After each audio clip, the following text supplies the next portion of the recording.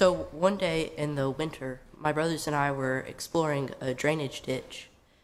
One of our group, we were exploring this together, but one of our group had strayed and went forward on his own accord and stepped onto a large, waist-deep pool of water that had frozen over the night before.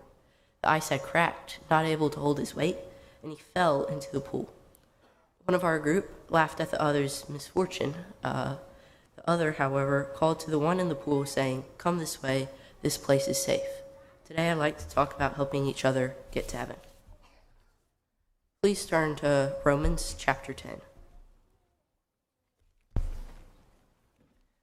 Romans 10, 14, and 15.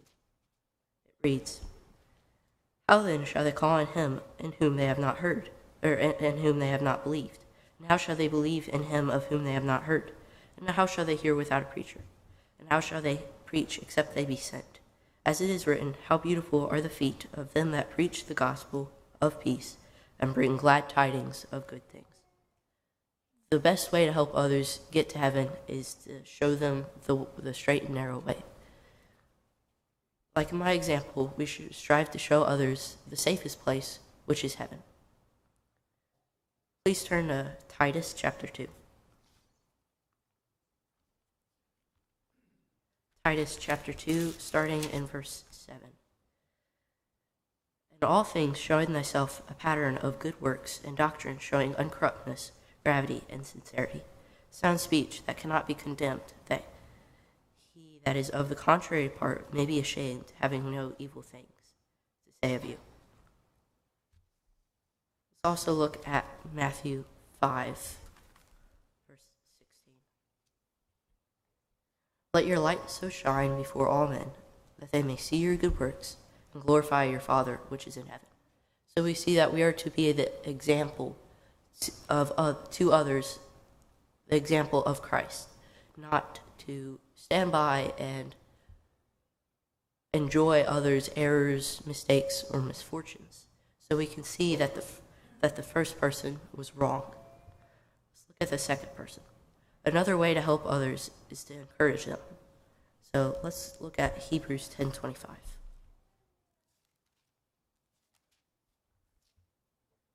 Hebrews chapter 10, verse 25. It reads, "Not forsaking the assembling of ourselves together, as the manner of some is, but exhorting one another, so much the more as you see the day approaching."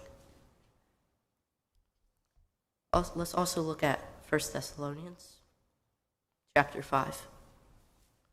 1 Thessalonians chapter 5. Starting in verse 11, let's read till 14. It reads, "Wherefore comfort yourselves together, and edify one another, even as ye do. And we beseech you, brethren, to know them which labor among you, and are over you in the Lord, and admonish you, and who esteem them very highly in love for your work's sakes, for their work's sakes, and be at peace among yourselves. Now we exhort you, brethren, warn them that are unruly, comfort the feeble-minded, support the weak, and be patient toward all men."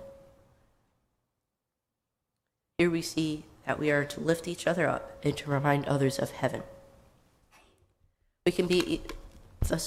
Now we see that the second person was correct, that we should encourage others to the safest place, which is heaven.